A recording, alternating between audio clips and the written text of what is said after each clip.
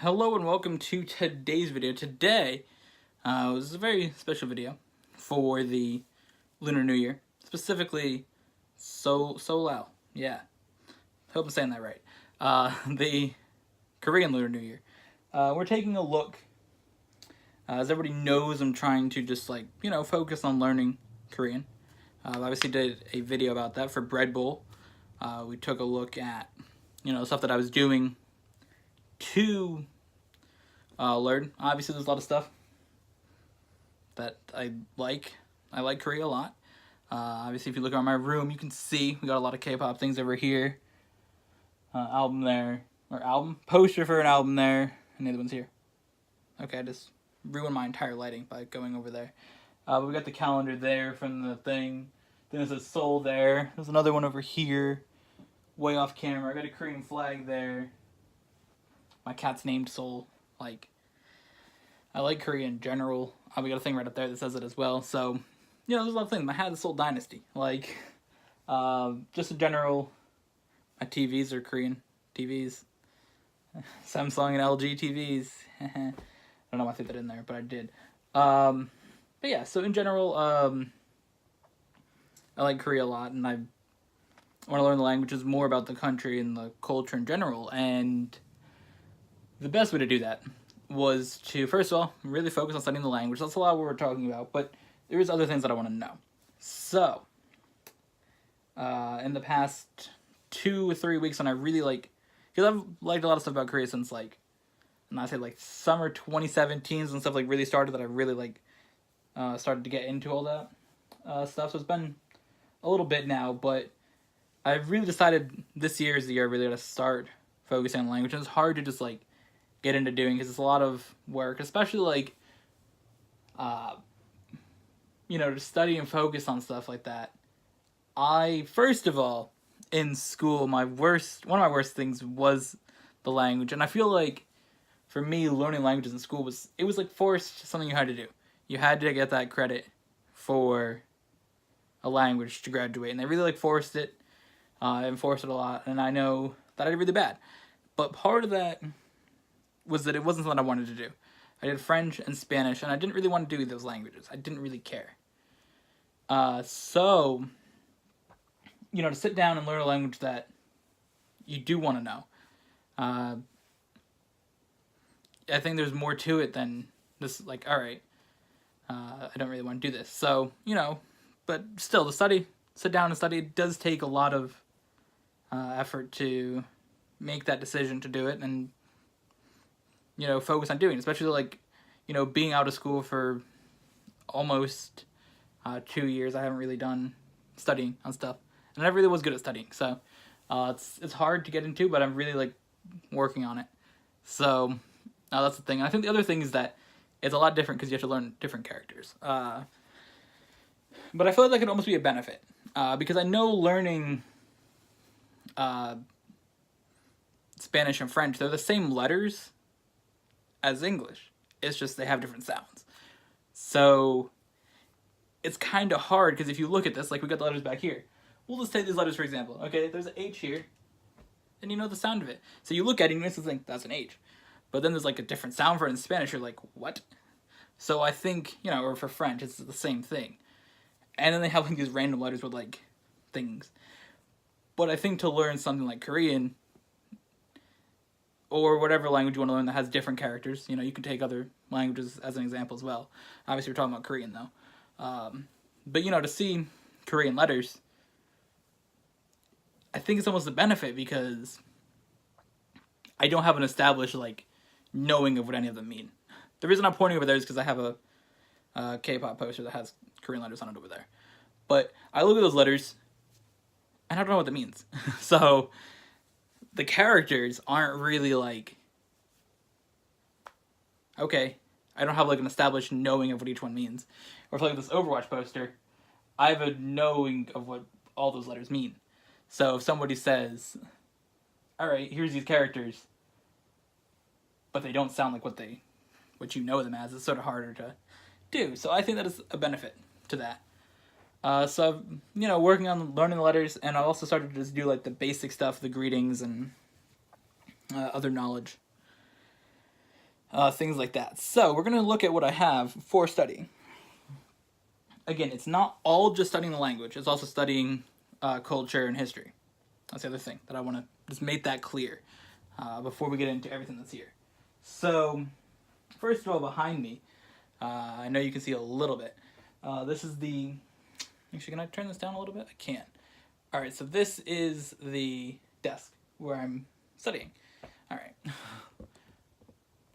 Doesn't really matter. But this is where I'm studying over here, and I got, obviously, everything set up. Should probably move this out of the way. Not that it works, but still. I had an old bank card on the table. Again, not that it worked, but still. I was like, alright, let's not get that in the video. But either way, over here, I really got everything set up for the thing. So back here is actually it's a whiteboard. So I have a bunch of things written on here, important things, and when more things come up, holidays or just words that I think I should know, I have written up there. So also on there is some papers. And then I got pens. I also have the Lego Diva that we made in one of the episodes of Bread Bowls down there. Yeah, I figured it'd just fit. And that's also where I charge my iPad. So, we're going to take a look at all the books that I bought as well. So the first thing, though, is I did buy an iPad. And this is one of the most crucial things to the learning that I have. The reason for that is there's an app that I got. I paid for this last year, and I'm like, oh, I'm going to get into learning Korean. So this is what it is. This one's Drops. I felt like this is a really beneficial app. So here's all the stuff for it. I know it's not really going to show up that well, but right now I'm working on the foundation things. There's essentials. Dude's going like that, so you know he's got them dank memes. So you got essentials, Korean consonants, Korean vowels, numbers, and yeah. So essentials is like greetings and boy, girl, things like that. Then we got consonants, vowels, and I'm working on the numbers as well. So I'm working on all those stuff right now. The other stuff that's in the foundation, we're going to have more numbers, nationalities, colors, shapes, pronouns. You got to have the right... I'm going to make that meme. We also got countries, more nationalities. So that'll be interesting. I didn't really look at it that much, the nationalities and countries. That'll be interesting because I guess that it's different. I guess it'd be different than saying the country. Like we'll take America, living in America. I guess it's different than saying American than saying somebody's American. I guess it's a different thing. But there's so many different things on here: food and drinks, nature and animals, people and health, travel, vehicles, home and gardens, cities and shops, business and tech, society and politics, fashion and clothing, fun and recreation, science and wisdom, and sports and fitness. So I think it goes by sort of important things. Food is relatively important, so that's sort of at the top. But yeah, so that's a really beneficial app. I also have Duolingo because my brother told me to get that one. I didn't really think that one was as beneficial to starting the basis, but I think that over the time it will be. So we have that. So those are two apps that I have on here. The other thing I bought to make it a little bit easier for me is this $100 stylus.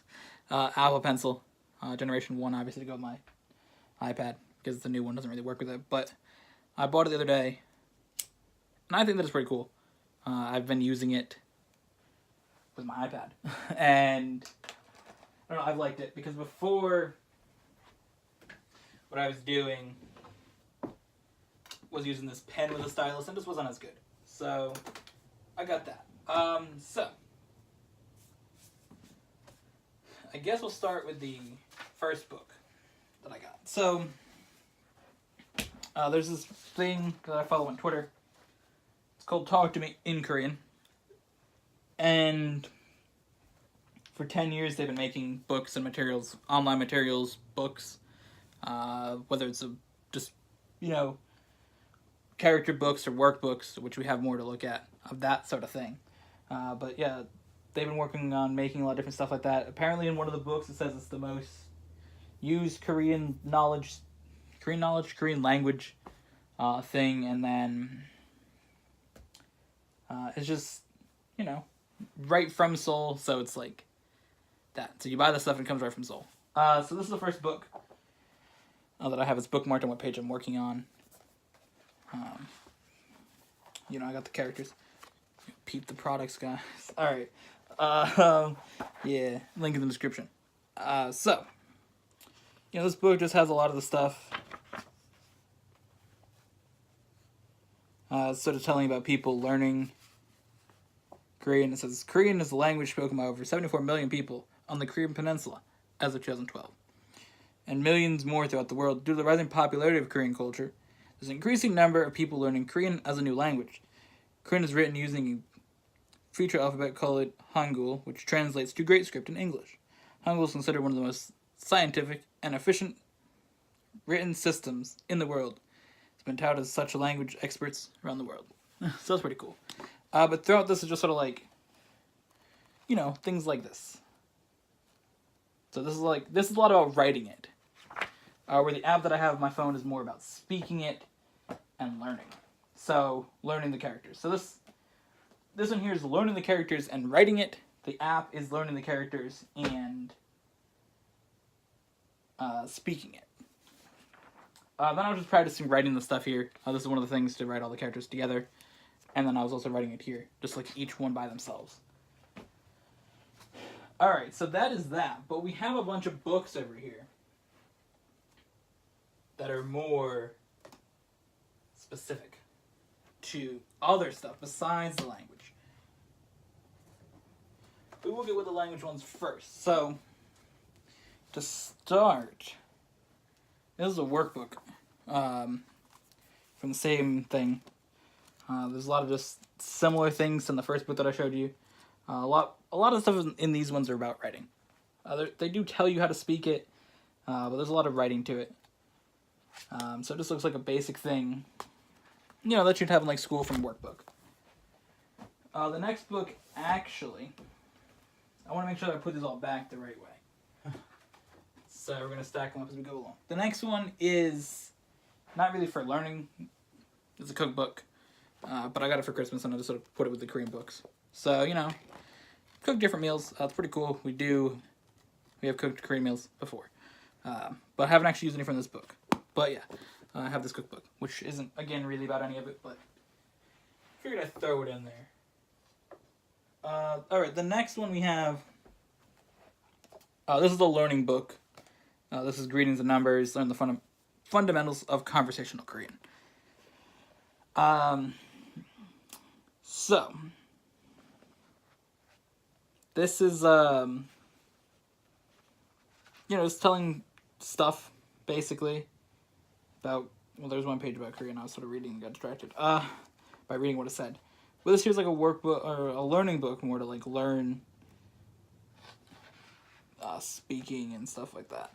There's a lot of the lessons in here to learn how to speak it, but still write it at the same time.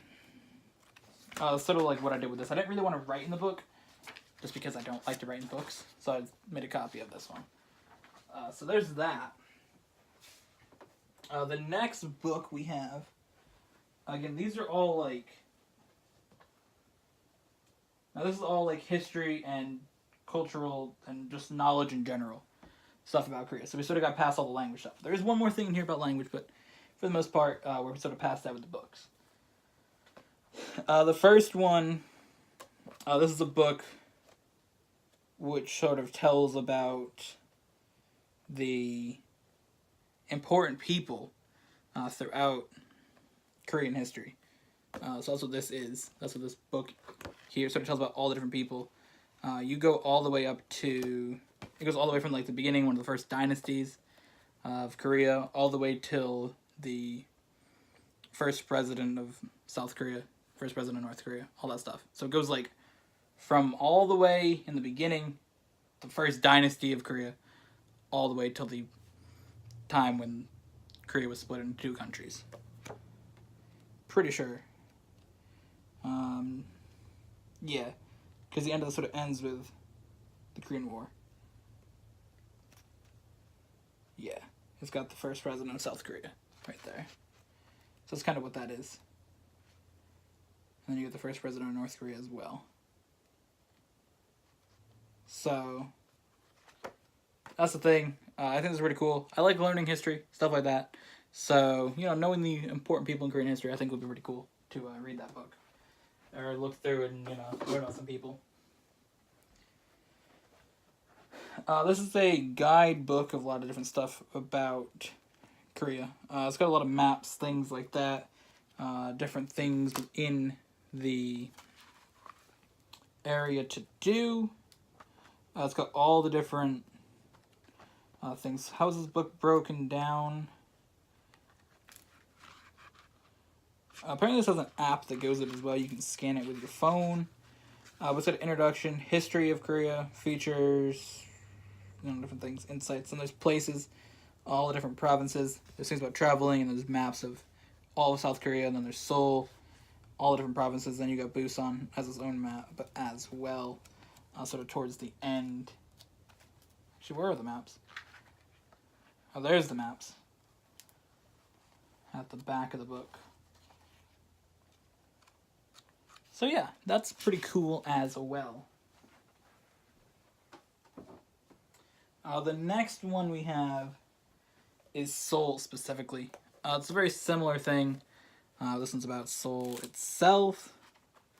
Things to do in and around Seoul, whether it's food, hotels, other things people wrote, you know, all that stuff. Any place that I would go in Korea probably would be Seoul, so I figured getting a book about Seoul would be cool. I mean, not saying that I wouldn't go any other place, but the most likely place would be Seoul. Whether it's for traveling or anything else. This is for learning. This is flashcards. I never really was a fan of flashcards, but I figured, you know, it'd be cool just to try it out. And I didn't open them yet. It comes with a little DVD, which I wouldn't use. A booklet, a key ring, and then a bunch of different cards like this. Which again, I haven't really opened them, looked at them yet, but you know, it's all a process. You know, trust the process. I don't really know. So a lot of these books I haven't really like gone through all of them. I've sort of been like doing stuff with the app. Sort of the main thing. I did start reading this one. This one here is interesting. It's really cool. It's got all the different stuff.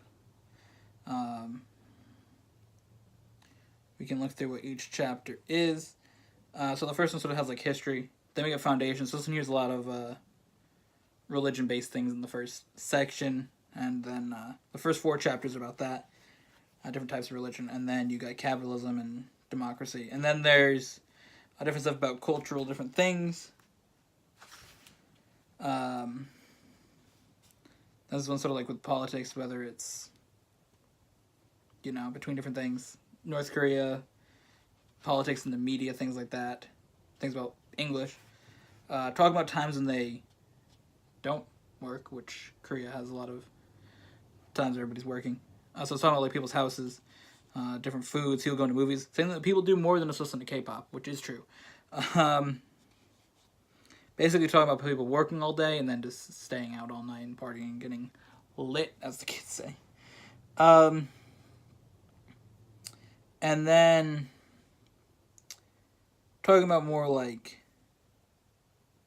nationalism and multicultural things, and then, you know, women's place in the office.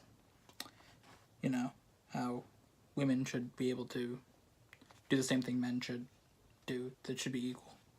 And sort of talks about that, I guess. And this is a 2018 edition. So there's a couple of things in here. It's updated. Yeah, so the back of this sort of tells about the recent things from like 2014 when they had that ferry that sunk, and then their president didn't really care, and she kind of just memed around for a bunch of hours, and then she got impeached. And then how they got a new president. So that's sort of what the end of it has, but it's sort of been updated for that. So this is a pretty cool book. I did start reading it. I haven't really got far, but yeah, I think it's pretty cool. Then the next one is again another one of those guides to things around the area. I just bought a couple different guidebooks. I basically went on Amazon and found a bunch of books that said Korea on the cover. Not really. Well, I did. I found a couple, like, the guidebooks that said Korea. I put on the cart. And then the other ones I just... I want to find good books. I really like the one that I showed you a minute ago, though, the Impossible Country. Sort of talks about how, that one I feel like is the best one that I found to read in general, because it sort of tells about the history of the country and then sort of how things were like, they were existing, and then once they got taken over by Japan, how that was like just a terrible time, and then they were divided into two countries after that by America and the Soviet Union, and then it was supposed to just be like a temporary thing, and then it kind of became like a war, and then how both countries were just terrible off, and then they kind of just like had things that happened that just put Korea into a spot, put South Korea obviously into a spot that it was just able to rise and become like a super important country and super like economically they had like so much stuff, and it just have an influence in the world in a way that they're in one of the higher up countries in the list of if you ranked countries in the world, they'd be relatively high on the list. Instead of talking about how they went from in the 50s just being absolutely terrible with like nothing to now where they're just like crazy economically and all this stuff. So I really think that's an interesting book. That's why it's called The Impossible Country, sort of how they went from, in a relatively short period of time, having just things were just really bad to just being how they are now. So I think that book's really cool, and I look forward to reading that one more. I just want to throw that in there, just because. So this one here, again, is sort of the same type of thing as we looked at before. So like a guide to all the different stuff within the areas. This one says it's a guide to Korea for a reason. This one does have a chapter about things you can do in North Korea. So there's 7 chapters breaking down all the different stuff within South Korea. And then there's one chapter sort of talking about stuff you could do in North Korea. Then, of course, every book has history. It talks about religion, film, books, things like that. So, it talks about, there's just basic things. It says getting there, entry requirements, getting around, accommodation, food, drinks, media, festivals, sports, culture and etiquette, and travel essentials. So, a lot of the stuff would be cool to like look at before traveling to Korea, which is cool. Sometime, relatively soon. Not this year, but like next year. So this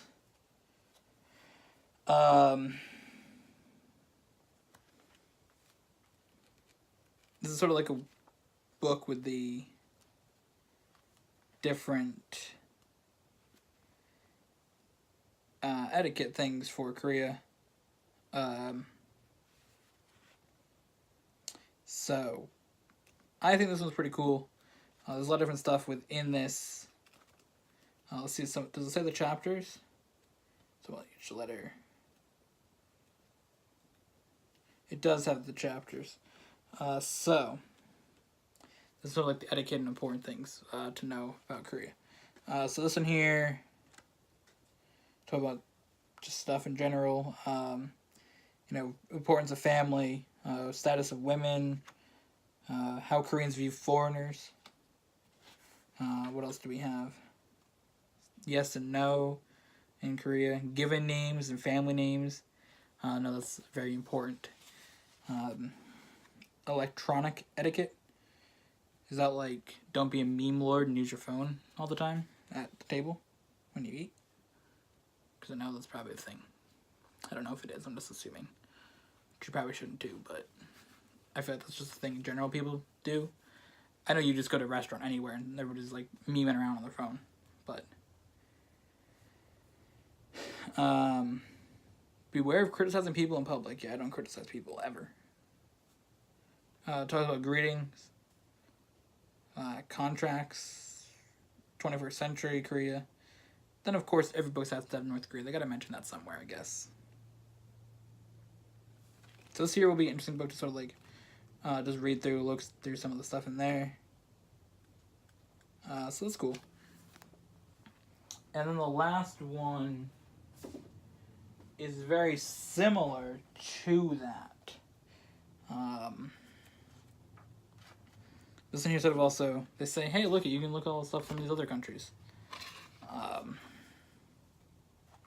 This is essential. It says the essential guide to customs and culture, Korea. So, oh, there's a guide to customs in America. Oh boy, what kind of guides to customs do we have in America? It's okay to bring your gun anywhere.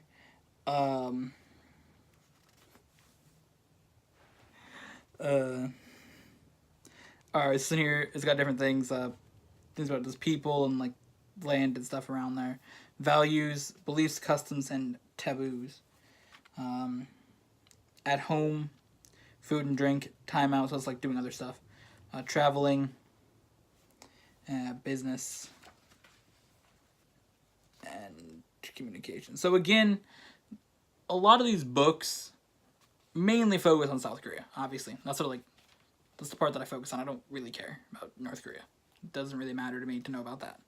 But most of these books do contain a little bit. Again, there's not as much like, there's not really access to just know as much stuff. A lot of stuff for North Korea is based on the fact of the few people that do travel there and see stuff, or the people that manage to escape from there are sort of the ones that can give the information for these books, things like that. So again, it's not something that I focus on. It's not something that I have interest in knowing about, but within most of these books, the guides to Korea focus on South Korea, obviously, but they do contain a little bit of stuff about North Korea as well. As you can see within this one.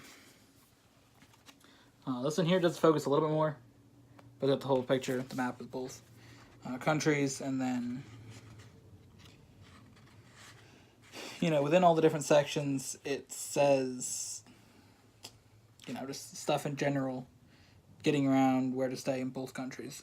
I'm not sure that you really would want to stay in North Korea, but if you do, you can get lit. Yeah, but either way, so that's all the books, all the stuff that I have, whether it's learning language or learning about the culture. I bought a lot of cultural and historical stuff for the books because I knew I had the app for my iPad for learning language. So that's obviously important. It's important to get the balance of both sides, I feel. So that's with that.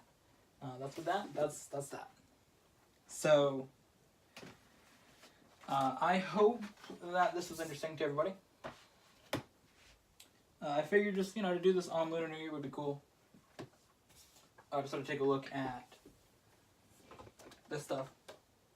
And, you know, sort of show what I got for learning and all that stuff. So, if there's anything that you think I should do, learning-wise, for, you know, there's a book that you've seen that you think's interesting, you can comment that about. There's a book that you've seen that you think is interesting, you can comment that down below. Or if there's like a way that you've done language learning, or just, you know, comment in general down below. A bunch of different links down there as well. Twitter, Instagram. You know how it is. So thank you guys for watching, and see everybody in the next one. Yeah.